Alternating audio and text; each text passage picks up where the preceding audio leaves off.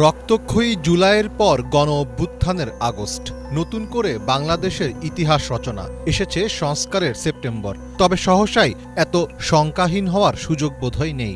অন্তত চলমান ইস্যুতে ভারতের অতি তৎপরতা তেমনটাই বার্তা দিচ্ছে।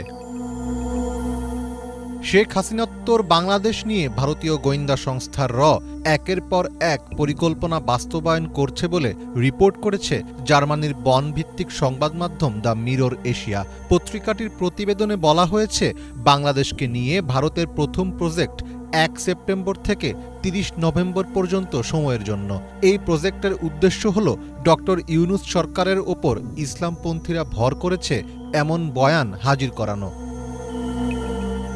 প্রতিবেদনে বলা হয়, বাংলাদেশে আন্দোলনকারীদের সাথে হিজবুত তাহরির সংশ্লিষ্টতা প্রমাণ ও জনগণের মধ্যে ভয় তৈরি করার ব্যাপারে সবচেয়ে বেশি গুরুত্ব